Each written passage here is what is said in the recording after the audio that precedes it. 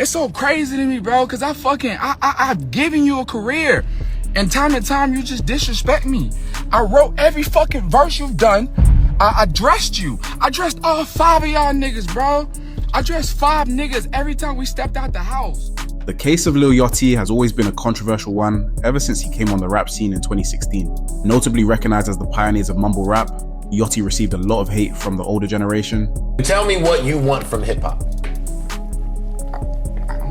I want you to be aware of your business. I want you to know whether you're in a 360 or not. I want you to appreciate the culture that changed your life and took you from college dorm rooms eating fucking oodles and noodles. I want you who's well-spoken and articulates himself well. My nigga, chill. Yeah, you are the poster child Exactly. for whack rappers. If they want to say somebody whack, they say you. But fast forward to 2024, and Lil Yachty has cemented himself as one of the most popular innovators and influential rappers of the decade. However, recently it looks like Yachty has received a new wave of hate. Not for his music, but instead because of his apparent inflated ego that has sabotaged other artists' careers along his climb to the top. So what happens when you cross paths with Yachty? And why is it that so many rappers that work with him vanish from the scene almost instantly? That's what we're going to break down today. Going back to Lil Yachty's come up.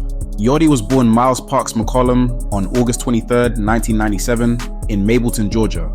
His first mixtape titled Lil Boat was released in 2016, and the music was a mix of trap and pop melodies. Songs like One Night and Minnesota got him a lot of attention, leading to a record deal with Quality Control Music.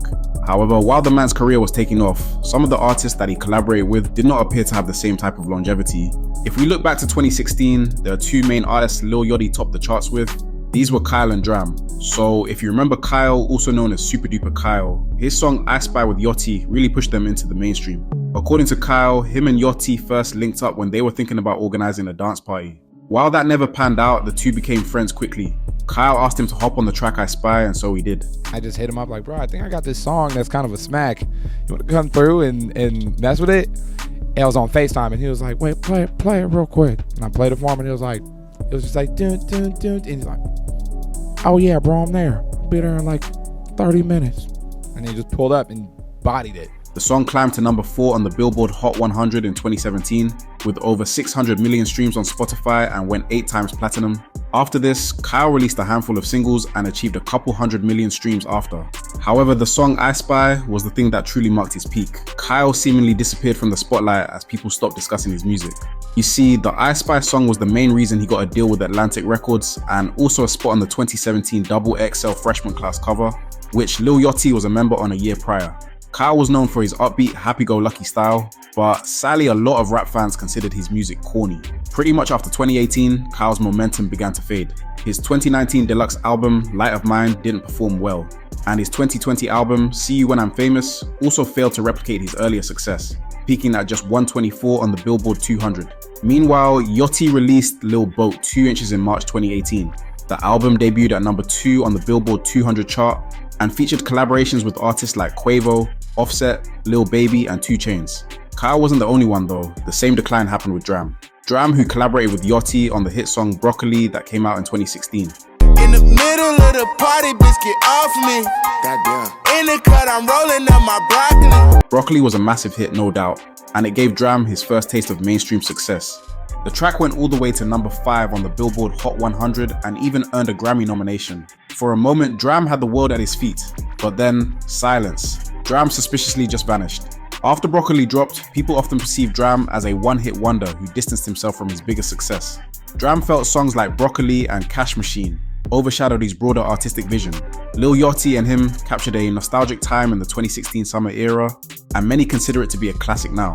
While the Broccoli music video has nearly 500 million views on YouTube, DRAM's recent releases struggled to reach 20,000 views, and his monthly Spotify listeners have dropped below 3 million, with many of those streams coming from old playlists featuring Broccoli.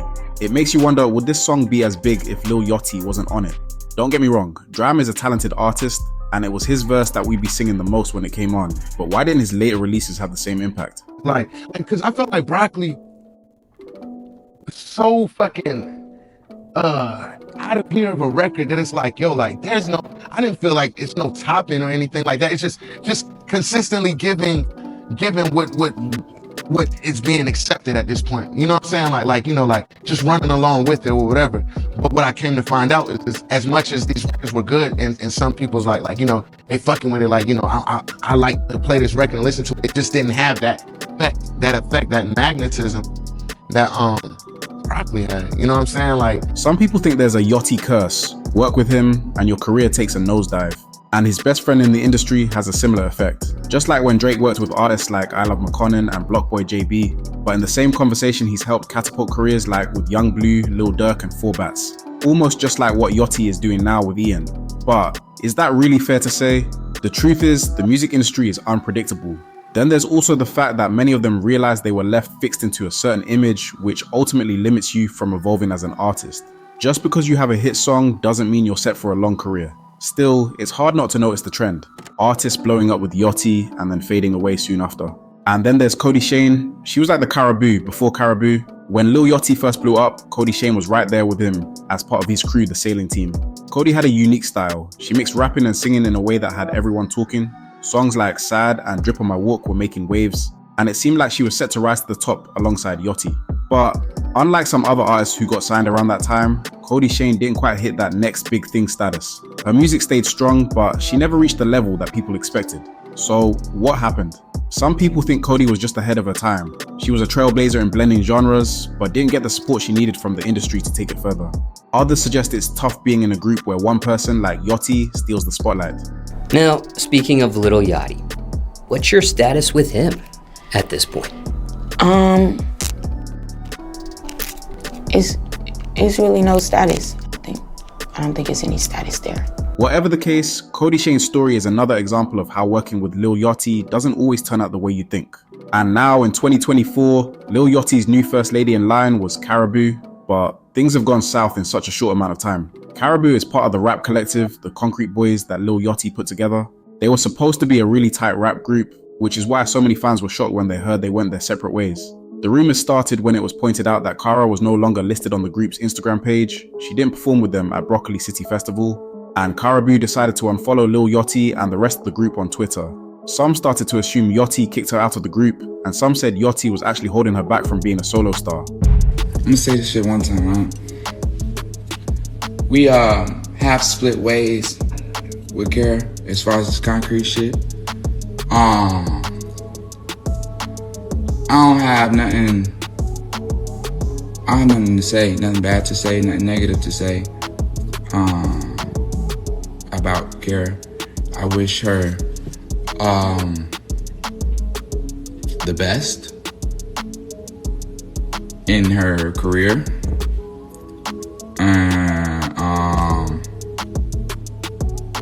Yeah. That's that. In July, Yachty confirmed that they parted ways. He said there were no hard feelings and he wouldn't be speaking on it again. But this couldn't be further from the truth. A month later, Yachty came back to Insta Live to explain that Karrah was verbally abusive towards his bodyguard and that he wrote all of her raps, including her viral On The Radar freestyle. Nigga, all I ever did was help Karrah. Nigga, Karrah, if you want to tell this shit, tell the whole story. Go ahead, tell people how you verbally abuse people. Alright? Don't get on here and make it seem like niggas kicked you out. Like niggas kicked you out cause bullying you? Bro, go ahead, tell people how you talk to people. How you tell my security guard, oh, you homeless, oh, you work for me, oh, you ain't got no, you're poor, and we above you, and how you talk to people like they nothing. Bro, stop the front, bro. Internally, we have withheld your actions since the beginning of me giving you this career. What are we talking about, bro? What the fuck are we even talking about, bro? You don't even do nothing. What the fuck? Yo, bro, it's so crazy to me, bro, cause I've given you a career, and time to time you just disrespect me. I wrote every fucking verse you've done. I dressed you. I dressed all 5 of y'all niggas, bro. Yachty goes on to basically say that he made Karrah who she is today. However, Karrah suggests otherwise, stating that she was bullied by Yachty and claims he's lying about writing all her songs, and then adding that Yachty had not paid her fairly. A few fans sided with one, even saying, I see why she left. This also brought up criticism on how Yachty treats his friends. A few weeks ago, a clip from his podcast, A Safe Place, started circulating. In the clip, Yachty, Mitch, and Key Glock were talking about people who want what others have without putting in the effort. Yachty's comments made things awkward, and people on rap Twitter went off saying he was being a bad friend. Mitch came to me, and for many years, you didn't just start making beats, by the way. You've been making beats since who knows how long you've been making beats for, a very long time. All right? And up until... How long have we been doing this? Okay, so up until about maybe a year and a half ago, 2 years ago, what you spent a lot of time trying to find your steps. Right. Right, but so that's my point. No. Imagine if you didn't have a friend who's already extremely successful to help you get on your feet. Remove me from this situation.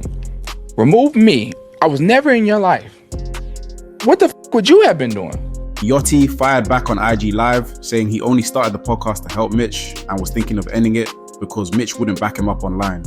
I need to do something in life. Help me out. I said, you know what? I'm gonna give you a platform. I'm gonna find someone to sponsor us, and I'm gonna give you a platform. We're gonna make a podcast, and I'm gonna show people how funny you are. I'm gonna show people how crazy you are. I'm gonna show people like how cool you are, and it's gonna give you a platform. You know what I'm saying? I ain't wanna do no motherfucking podcast, nigga. I'm a motherfucking rapper, nigga. Got millions of dollars. I don't need to talk to other rappers. What the fuck are we talking about? I did the podcast for Mitch.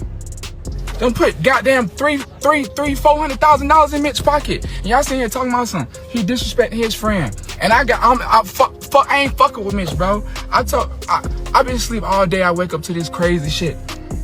Mitch, how the fuck you didn't go on the internet and tell these folks that we playing, bro? Mitch later tweeted saying he and Yachty joke around and are just brutally honest with each other.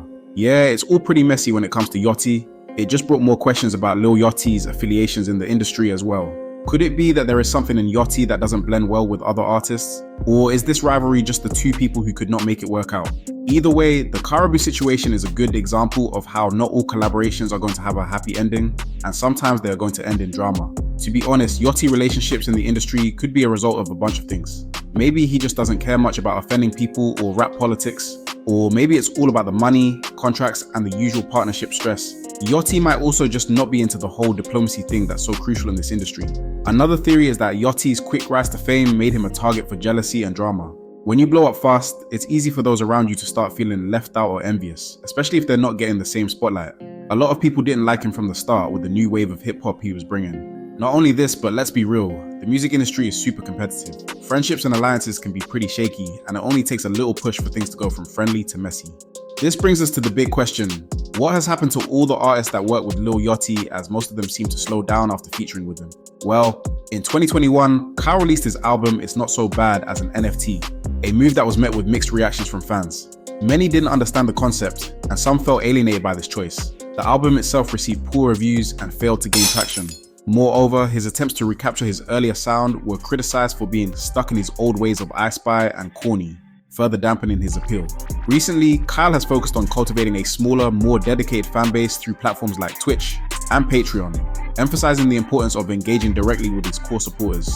DRAM ultimately switched his name to Shelly, then back to DRAM as an attempt to rebrand. He felt that the success of Broccoli boxed him into a certain image that didn't reflect his full range as an artist. The name Shelly symbolized a new direction in both his music and personal life. Today, DRAM is no longer signed to a major label and releases music independently, though his rebrand negatively impacted his commercial success. With Cody Shane, she has been actively working on new music and building her solo career. She released singles and has been working on her upcoming projects. Despite not achieving the same level of mainstream success as some of her peers, she continues to maintain a loyal fan base and is known for her distinct sound. But I truly believe Lil Yachty just was a bigger and more popular artist than the ones he featured with. Yachty is so distinctive that it can overshadow anyone linked to him. People gravitate towards him despite the songs not even being his. Yachty was always the feature, but people only watched and listened because of him. The amount of times I see comments like, "I only clicked for this artist," shows how much of an impact it can have. And I'm not necessarily saying that's a bad thing. However, for a new artist trying to make their own mark, being associated with someone as big and out there as Yachty might actually be more of a drawback than a benefit. It's possible that these artists' careers might have fizzled out either way.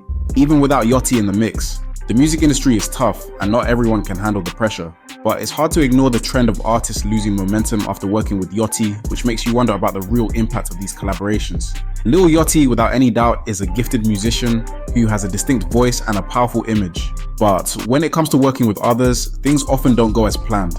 Whether it's because he overshadows his collaborators, or there are creative differences, or just the politics of the music industry, a lot of artists who team up with Yachty seem to struggle to keep their success going.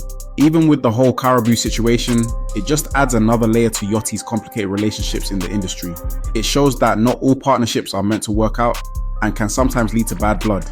Overall, Yachty's definitely made a mark in the music world, but his track record with other artists is a bit mixed. It will be real interesting to see how his future collaborations play out and if he can break the pattern of his partners fading away. Are Lil Yachty's artists just victims of circumstances, or is there something deeper?